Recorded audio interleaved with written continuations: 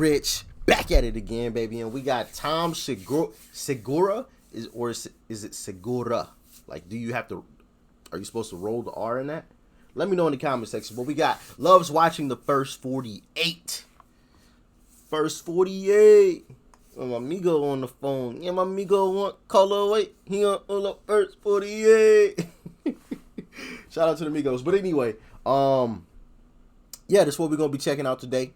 Smack that like button, hit the subscribe button if you're new, and most importantly, share the video. All right, it's the little arrow button that's down below. You can copy and paste the link anywhere. I don't care where you post it. You could text it to somebody. I don't care, but just share it somewhere. Shout out to everybody that already does that. Greatly appreciate you. Thank you so much. We trying to hit a mill this year. All right, I'm trying to get a mill this year, and I can't do it without the help of you guys. So thank you for all of the continued love and support, man. I greatly appreciate it. All right, but yeah, let's get right on into it.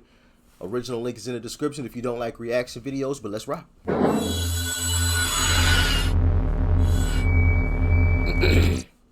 God, it's so weird. People ask me, like, I get asked fucking travel advice from strangers. Can we just break down how crazy that is? Like, people come up to me and they're like, hey, you travel a lot, right? And I'm like, yeah. I'm like, where should I go? I don't fucking know you, man.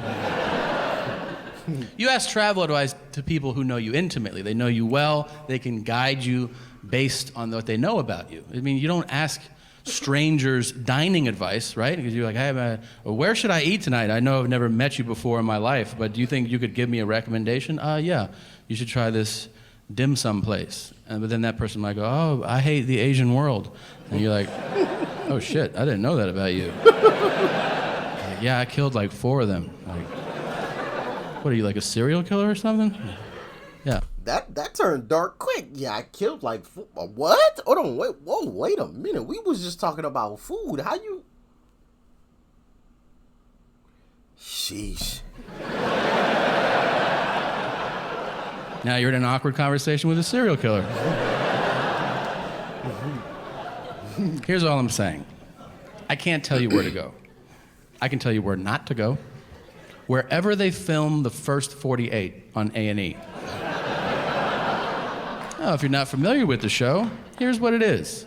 Camera crews follow real homicide detectives for the first 48 hours after a murder. And the reason that time distinction is so important is that after 48 hours, they give up on that murder. They're like, that's some old shit. What do you want to do today? You're like, how about you keep trying to solve that murder, man? That shit happened on Monday. It's Wednesday. We're not going to solve that shit. Really. There are so many amazing moments on that show. So many. A lot of the episodes take a similar path. I'm blown away, first of all, at how many times there's a witness to a murder. It's crazy. I always thought murders happen in dark alleys. Nobody saw shit. No. Every other episode, they're like, you see that shit? And the guy's like, I saw that shit, yeah. Where? Right fucking here. That is, excuse me.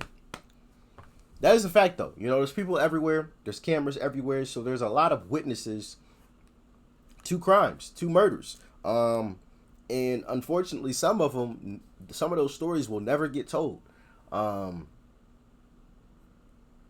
Due to the fact of being fearful of one's life. Like, yeah, I watched that person get killed, but I know who killed that person. And if I tell you who did it, I know they're coming to kill me next. You know? Self-preservation. Self-preservation sometimes, you know, comes into play with a situation like that. And, man, and we can always go back to, you know, PTSD in the hood and how that's never really spoken about, because some of these young individuals have to see their brother, their homies, their uncle, cousin, you know, whoever, get their face blown off, and it's never really talked about. Like, PTSD in the hood is never really, you don't get those two things in the same sentence very, very often. But I think it's something that should be talked about because it's a reality. You know? Really, I was standing here And then he killed that dude there.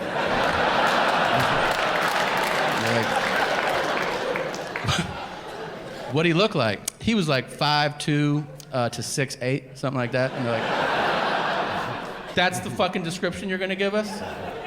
Uh-huh. Anything else about him? Yeah, he had ears too. Thanks, man. No problem. They still will sketch that shit out.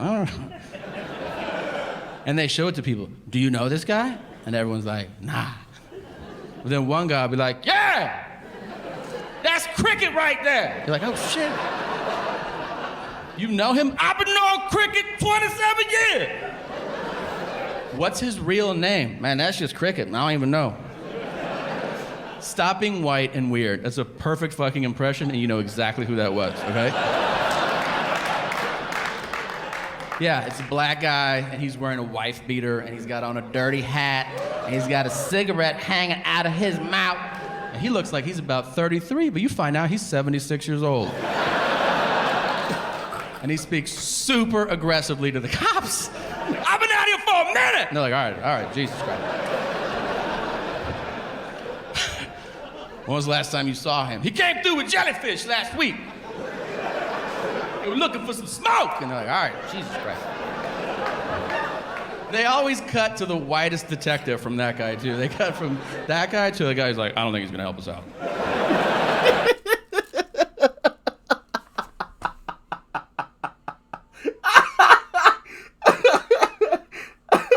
Oh, man. He said, they cut to a detective. Yeah, I don't think this guy's going to help us out. We're going to have to find Cricket on our own. Cricket and jellyfish. That show has the best moment in television. It's the most dramatic thing you could ever see, because it's real life, and that is the interrogation. The interrogation is amazing, because here's the thing about drama. If you want to have a great, dramatic moment, raise the stakes. Guess what? There's no higher stakes than somebody being questioned about taking somebody else's life. It's inherently compelling television. It is also super serious. But the detectives insist on using the suspect's street name, so the whole thing turns into a fucking cartoon. Like, they're literally like, your life is on the line. We need to talk to you. Why don't you have a seat? Little stank, why don't you sit down for a second? Did you or did you not know Dookie shoes? I don't know no Dookie shoes. I got a picture of you hanging out with Dookie shoes. What kind of nickname is that, though? Dookie shoes. Like you stepped in some dog shit once and just people just never forgot? I mean, I seen them. I don't know. And then they'll throw one bit of evidence against the wall, hoping it'll solve the case. They'll be like, well, we were talking to Naamin, and he said that you were at the 7-Eleven last week. And he'll be like, yeah, I shot him in the face. And you're like, God damn, really? That's all it took to break you? Dude, lie. Lie for longer. You can kill somebody, you can't lie for 10 fucking minutes about it?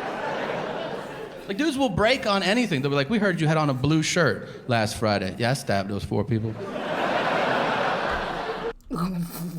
Wait, what? Dude, a lot of people have blue shirts, man. You can still get out of this. Here's what I've learned watching. He's cheering on the criminals. Come on, brother. Just lie one more time. You got him. Oh, man, why'd you say that? In that show, okay? Lawyer up. You can't handle that shit.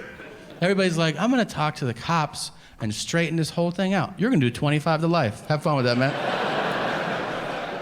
Nobody asked for a lawyer. I've seen 300 people get interrogated on this show. 2 of them were like, can I talk to a lawyer? And both times the detectives were like, fuck! And then at the end of those episodes that said on the screen, all charges against Tayshaun were dropped. I've even spoken with some officers, and they've even said, yeah, even if you're in the total right, like even if you know you did absolutely nothing wrong, if you are being interrogated, lawyer up. Lawyer up. Because I mean, you could say anything, you know what I mean? Like you could remember something just slightly wrong and it comes back to bite you or anything like that, you know what I mean? So like I said, even officers themselves are like, yeah, you definitely should lawyer up for sure. You could have done nothing wrong, but you know, obviously like in a traumatic situation, you know, your adrenaline's pumping, everything's going crazy, you know what I mean? Like you say the wrong thing in a wrong situation and could be it for you. And yeah, you don't want that happen. Jim, pick a fucking name.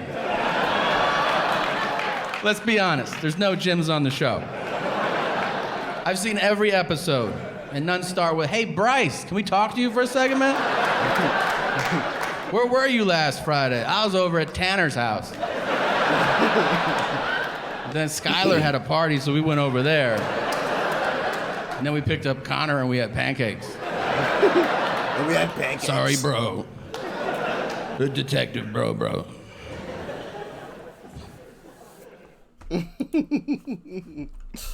First 48. Man, I want to say this is the first time we've checked out Tom. I don't think we've ever checked out the brother Tom here. Let me actually yeah, legit the first time we've ever checked him out. So if you guys got any more from him, definitely send it my way. I'll be sure to get to it ASAP. No Rocky, you heard? I'm gonna try to continue to bring comedy on a more daily basis. You know what I mean? Getting a good laugh in every day, man. It's good for the soul. It's good for the spirit. You know, it's good for your health, just in general. Getting a good laugh in every day. So gonna try to start incorporating that a lot more on the channel. So continue to send me more comedy. Greatly appreciate everybody that's liked, shared, and commented so far. And if you haven't, make sure you do so before you go. Subscribe button is right up over there, as you guys already know, and check out that video too. You might like it. All right, but I'm gonna catch y'all on the next one. Doc Rich, baby. I'm out.